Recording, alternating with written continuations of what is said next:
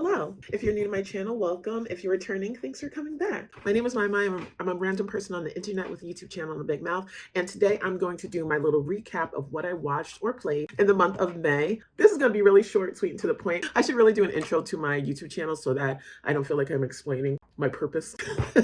Long story short, too late. I watch the same stuff over and over again, and I play the same stuff over and over again. I've gotten myself to a point where I'm so overworked that when I actually get a chance to relax, I'm just doing the same things, I really want to get back into hobbies, and YouTube is a new hobby. But, some old hobbies I used to have. I used to be a really big film buff. I even had a radio station at college for 2 or 3 years, I think. I'm just talking about movies and video games and stuff. So I'm really trying to get back into hobbies and not just make life all about work and obligations. I want to bring hobbies in and find that little mental break from not just like mental break from reality, but also just something that I'm doing just for fun. It's not about money. It's not about being an adult. It's not about learning. It's just about a hobby. It's a break. It's something fun to do. This is the second time I'm doing a recap of what I watched in a month. It's going to be really short because I kind of fell back to watching certain things over and over again. But I did try a few things and it just didn't work out very well for me. Like I didn't like it or something. Fellow workaholics, I'm going to help you out. If I see something or play something, I'll share just so you know if you're wasting your time or not. I got you. This is not in any ranking. This is in the order that I remember watching things. I need to start making notes, but we're learning as we go. All right, so I'm going to start with Katt Williams' comedy special, Foke on Netflix. I haven't seen a comedy special in a while. I used to watch them semi-regularly, especially back in the day with like Comedy Central and stuff like that. I will say that it was funny. This is after the whole Club Shay. Were you there that day or did you hear about Club Shay after? Man, I heard Katt Williams was on Club Shay on my way to the gym that day. And as soon as I got on the elliptical, I put that on. I was like, I don't know how long I was at the gym. I don't know what I really worked on anymore. I just know that that was in my ear and I listened to the whole thing. It was funny. It was funny. It was an easy watch. There wasn't anything I thought was too out of pocket. He shared a clip, I should say. He shared a clip of something that, oh my God, society, what you doing? It's not too crazy. It's not too raunchy. It's not too wild. It's not really cringe-inducing. It's not rage-inducing. It was a pretty easy comedy special to watch. I was going to say, could it have been funnier? Maybe the correct question was, what was I expecting? I think I expected it to be a little bit more than it was. It was easy. It was funny. It was a simple watch. I can't see myself, honestly, watching it again and again. It wasn't that funny, if you know what I mean. I'm going to give it a B. I'm going to give it a solid B, no more, no less. If you are expecting to be laughing after it's over, to be sharing jokes with your friends, to be oh my God, you got to come watch this real quick, I don't think you're going to get that from it. Oh, I went to the movie theater and saw Kingdom of the Planet of the Apes. I freaking love that series. If you haven't seen me react to it and me just talk about how much I love that series, thumbnail. What am I doing? What am I doing? Should it be one of those get rid of me, those beauty influencers?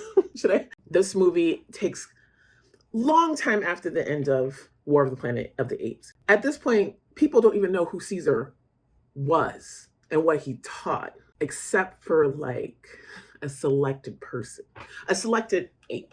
I don't want to get into spoilers. This is going to be as spoiler free as possible. So long story short, Kingdom of the Planet of the Apes, I thought it was amazing. I love the story and the hero's journey of Noah, our lead protagonist. Yeah. And then I love Proximus Caesar.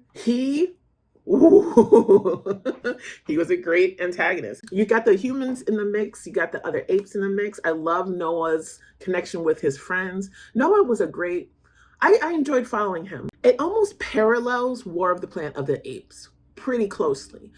But I can see how somebody might be like, oh, this is just like War of the Planet Apes, but with a different person playing. Where that is Caesar's last journey, this is Noah's first journey. And I do agree with some people that have heard that. It's oh, it's just like the last one. True. But I didn't see it as repeating a formula. if you will. And sometimes when it comes to when history repeats itself, is that people are going to have different methods to get through the madness. People are going to make different decisions. The people on the journey are going to be different as well. So I like the parallel. I didn't mind it at all. There were certain things that just could have went one way in the first film and it went that way in this film. I loved it. I really did. The ending was spectacular. There were moments in this movie that I was watching and I couldn't wait to rewatch it. Like, I can't wait to own this movie. I'm going to watch it over and over and over again. It was just amazing to me. I'm going to give Kingdom of the Planet of the Apes an A+ with a smiley face. I'm going to own this movie and I'm going to watch it a lot. It's going to go in rotation. The next thing I saw the TV Glow. Man, can we talk for a moment? If you want to see and experience certain movies in the movie theaters, run, because some movies, I swear to God, I just hear it releases. I'm like, got you. Life. And then, okay, let's go see the movie. Where is it? I saw the TV Glow. That was actually another movie too earlier. Oh, that was actually a couple movies. That happened to me. It's like I have to run to the theaters or I'm going to miss it. It's going to come in streaming soon. But still, there's certain movies I would love to experience in the theaters, especially when IMAX is involved. But quick rant over. Let's get back to it. But what I will say is it was hard for me to find it. But when I went to the movie theater, it was a packed house. It was so full. All different ages and race was in there, men and women. It was like, I was like surprised. I almost felt like I was going to be the only one watching it. This movie, it was so symbolic. It was so deep. It had so many small touches that, and at first I wasn't sure where this was going. One thing I loved about it, I grew up during the SNCC ages where it was like Roundhouse, all that. I think it was Clarissa Explains It All first, and then it was Alec Mack, I think that was her name. Are You Afraid of the Dark? You know, there's two teenagers who were watching these shows, and the way they kind of reenacted like that vibe, that look, that feeling of the show, it was so nostalgic. They did that excellent. And, okay, so Maddie is the girl in it, and Owen is the guy. Those are the two characters who bond over a TV show. There's things in it that's really interesting to me. It's just like, how do you remember things as you grow up? Who do you really feel like you are? Who do you want to be? What is your identity? Do people understand you? Do they not understand you? Can you open up to your family? Are they really restricted? Where's your place in this world? There's a lot of themes in this movie that honestly, it was happening so fast in the way that it was taking me a bit to catch up. I was just like, wait, what is this about? Because it had all these elements that I wanted to piece it together. Then toward the end, you get it and you're like, oh, now I get it. This is a coming of age story, not so much like angsty teen or I have a crush on somebody. It's more like, who am I and who do I want to be? I was born a boy, but do I feel like a boy? I was born a girl, but do I feel like a girl? Who am I attracted to? I think at one point, oh yeah, I was in the trailer. Maddie says something like, you know, like girls, right? And he's like, okay. And she says, well, what about you? Do you like guys or boys or girls? And he's like, I like TV shows. Totally get that. This movie is not going to be for everybody, not just because of the sexuality part. It's just some people might not want a movie that they have to figure out. Let's just be honest. There's sometimes you want to sit down and you just want to watch, entertain me. Let me get a little break from reality. Let me get immersed in another world and let this just be a story that I can be like, wow, that was cool.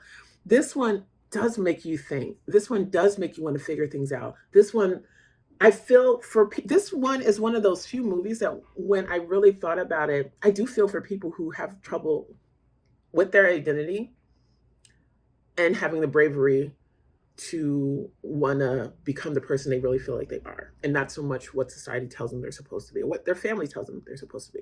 This was one of those rare movies that really made me think of that. I liked the soundtrack. I liked the breaking of is it the fourth wall when he talks to the screen, and you're almost like, why are you talking to me? Is this real? You know, it's thought-provoking. It makes you curious. It makes you want to figure things out. You don't want to miss a dang thing. There was a part he was walking in the hallway. Owen was walking in the hallway at school, and there's like writing about episodes and thoughts and theories and stuff. And man, I'm like, pause. I wanted to read everything. I want to recommend this to everybody. I do want to watch it again. What rating would I give it? This is hard. It's a very, I hate to say this word, niche audience. That feels dirty. It's not for everybody, but those who it is for, definitely, I think you'll enjoy it and love it, actually. B plus. No. C plus or B minus, but a smiley face. The next thing I watched was the TV show Bodkin on Netflix. This is about a journalist who gets in trouble, and I think in London or something like that. So her editor, boss, whatever, tells her, let this thing die out, let the government do their procedure. In the meantime, just help out this podcast people in Ireland. You're from Ireland, right? Go home. Go help these people out with their podcast, and I'll figure things out on my end here.